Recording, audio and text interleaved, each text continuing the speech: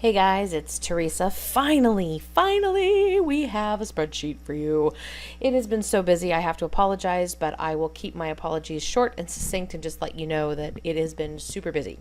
So, another very important note at the very beginning of this video. If you're watching this on a Mac computer, an Apple device, anything Apple or Mac, this spreadsheet will not work. I can't make any excuses other than, like I've said before, the battle between Microsoft and Apple is real.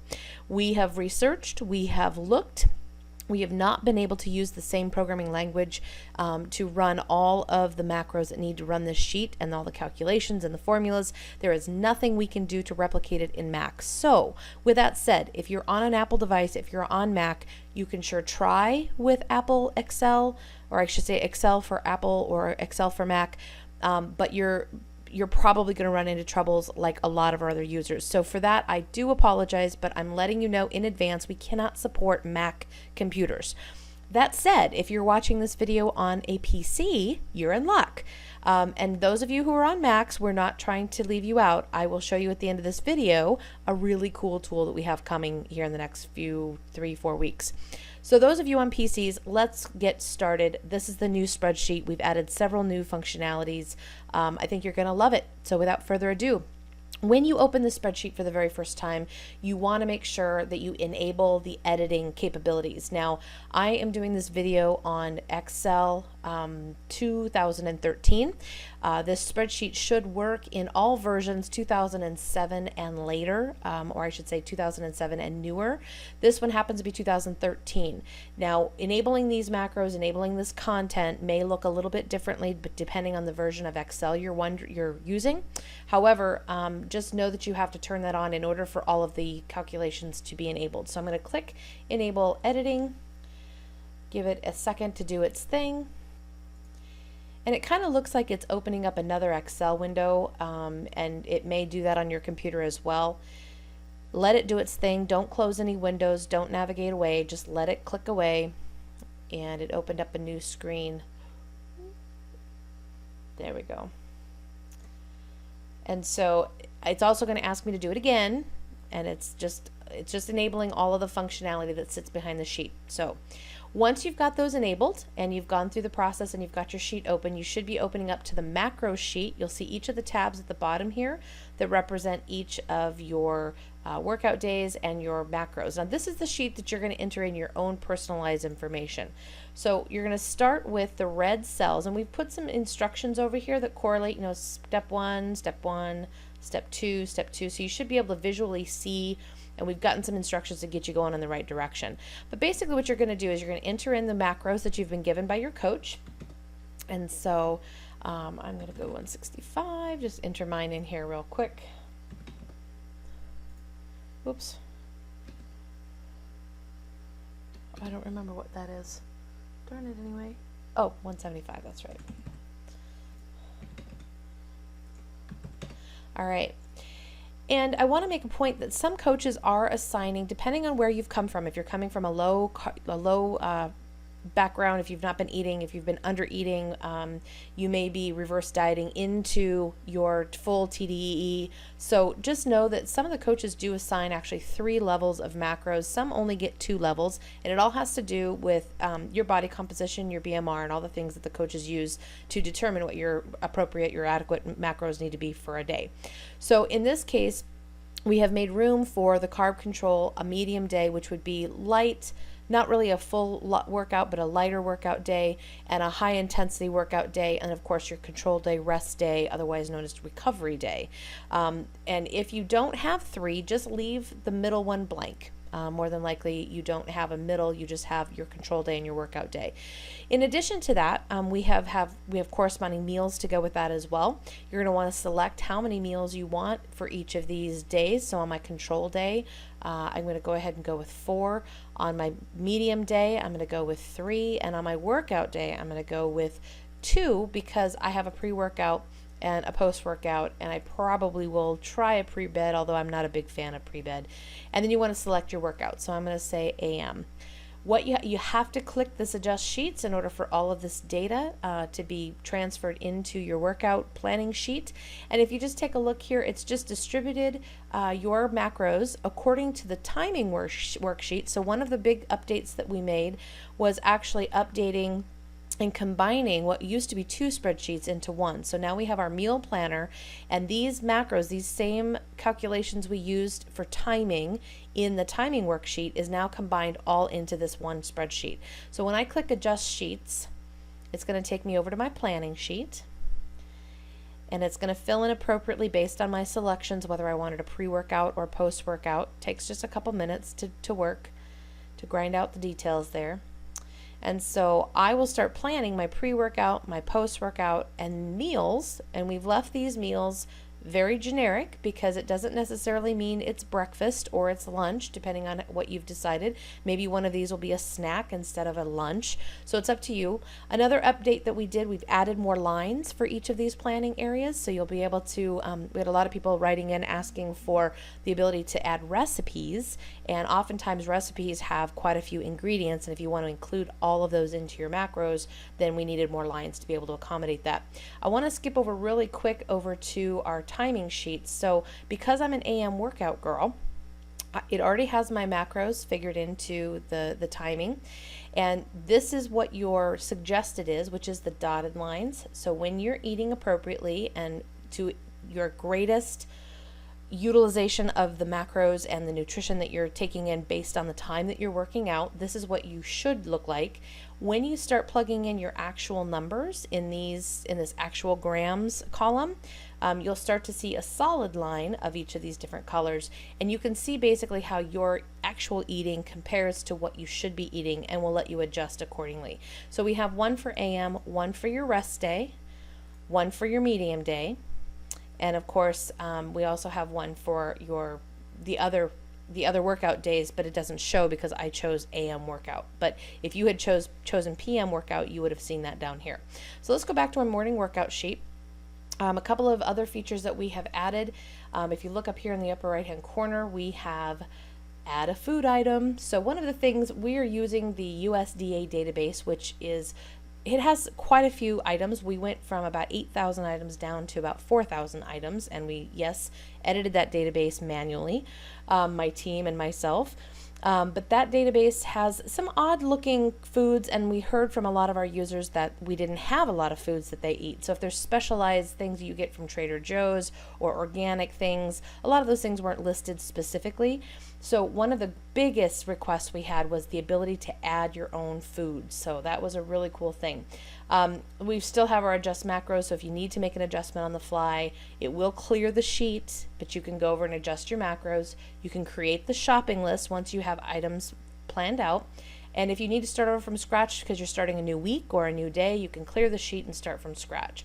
So let's go ahead and just start adding some items here. And so basically you're just going to highlight the cell, you're going to start typing, and you need to hit return in order to tell the spreadsheet that you're done typing. It's going to be waiting for you to hit return before it brings back the drop down. So I typed in yogurt, and of course yogurt is one of our top 10 items. Our top 10 items are basically all the items that our coaches decided these are must-haves in your kitchen. So when you search the database, you can either search by top 10 and see everything that's in the list. We also have that available in the files section of the meal planning group. So if you just click on the group page at the very top, go to files, there is a list of all the top 10 there as well, but they're programmed into the sheets to make sure that you can actually add them to your meal planning. So I'm going to select yogurt, and keep in mind too, when you are searching for something, it's going to pull up everything that might have that in its name. So you might put eggs, and we'll do that in just a second, and you'll see it comes up with noodles, and it comes up with other crazy things that are just, it has eggs in it, some sort of egg in it, so it's going to pull that up as an option. But you'll see here for the top 10 yogurt, banana, strawberry, it's one container. I'm going to do an amount of 1, which gives me 29 grams of carbs, 3 protein, no fat, and 150 calories. So if I want to increase that, I can just say I want 2 instead of 1, and it's going to adjust my macros here accordingly. So in each section for each meal meal. It's almost midnight here, so it's been a long day. I just needed to get this out to you guys, so forgive me for all my inability to talk tonight. This is going to give you a running total for each meal, as well as in the red sections, your overall combined meal totals. So as you can see here, my goal is 77 carbs. I've already eaten 58 with just that one, so just by increasing my quantity and that one item. So if we head over here to eggs, I'll show you what happens there. So I get fish eggs, I get noodle eggs, egg noodles obviously, we get eggs yolk dried, whole, etc. So I'll say some scrambled eggs, again 1 large, 61 grams, but I like a 3 egg omelet, so I'm going to go with 3. And that's going to give me my running total again. So I'm just going to keep adding items here until I can see that I have gotten really close to my macros for that particular meal. If I'm searching in here and I can't find what I want, I can actually add an item. So I'm going to click on the cell and I'm going to go over here to this button and say add food item. And it's going to bring up a window that looks like this. And I'm going to say Sargento's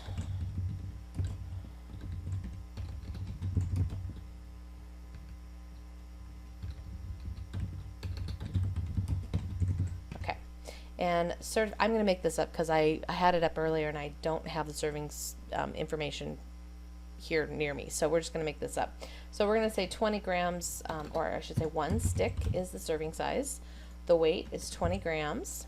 The category, this is how we sort your shopping list to make sure you pull your right categories. It's dairy.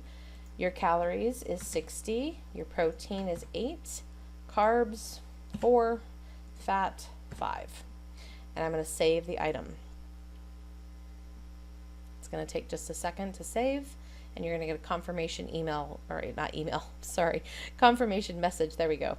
Your food item has been saved. You can click that, it clears the window, and now I can go over to my cell and I can type in Sargento, and I don't need to type in the whole thing. It's going to find Sargento's, and there's my cheese stick item. So one important thing that I want to point out, each item that you add as an addition to the database, first of all, it only is in your worksheet. It's only in your spreadsheet. So if you decide to update it for the future, we do have a function that we're going to be able to save all of your items. But don't worry about adding this and it's going to go to others. You know, it's not like MyFitnessPal where you're going to add something to the database and other people are going to get it. This is strictly for you, obviously, because this is a software product that sits on your own computer. The other thing I want to point out is each item that you add has an item number. That item number is important because when you want to edit the item, maybe you want to change the macros, something that you mistype something, you're going to need that number for that item. And the best way to do that is just to call it up, take a look at the item, head over to edit food item. It's going to bring up another form and you're going to type in 5, 6, and you're going to find the item. And there it is. And instead of 20 grams, I realized I read the package wrong and it's actually 35 grams. And I'm going to save the changes. Takes a minute. It'll pop up a confirmation window. There we go. And it now has changed from 20 grams to 35 grams as a serving size. So I didn't change any of my macros according to that, but I just changed the serving size. So you have manual control over anything that you type into the sheet. So with this sheet, once I have some items, all my items typed in, you want to make sure you do your control day, and if you have a medium day, make sure you plan for that. Then you're going to head over to the shopping list, and on the shopping list is going to bring up combined totals of everything that you have included on your list. Now, each of these sheets represents one day. So if you know that you're going to eat the same thing for 2 or 3 days out of the week, you can control that with these numbers right up here. So for workout days, I want to repeat this menu 2 times, and for control days, I want to repeat it 1 time. You know, and you can do this for different sheets. You can save them on your computer as a Monday, a Tuesday, a Wednesday kind of thing. Otherwise, you can just repeat the days and then it adjusts all of your totals accordingly. So if I generate list, if you'll notice, it took the eggs down from 12 to 6, and it took my cheese sticks down to 2. So if I take this workout day and I say, okay, now I want 5 workout days the same, I'm going to click generate list. and now I've got 15 scrambled eggs or 15 eggs that I need to buy. So all of these should be sorted according to category. Each of them have categories. It doesn't show here, but they are sorting in the background. And if you have any trouble with that, let us know. But other than that, I think those are the major upgrades. We did upgrade the time it takes to change over for an item or type in an item in search. So that should be improved for you. I'm just going to let you play with this and let us know how we can help you. Laura Kohler, a big, big, big thank you to you for all of your work on the spreadsheet. Wow. Show her some love, guys, because this thing is killer, and I think you guys are going to find it really, really helpful. Just being able to add your own items is just a huge benefit. So I hope you guys enjoy it, and for those of you who are anxiously waiting for a solution, those of you who are on Macs and Apple devices, as well as our people on PC, I think everybody's going to enjoy our web-based solution. And without further ado, I'm going to give you a little preview of that through it. So enjoy what you see. You guys have a great night. This is Teresa French with Eat to Perform, and I hope you guys are having a great week. Happy Labor Day.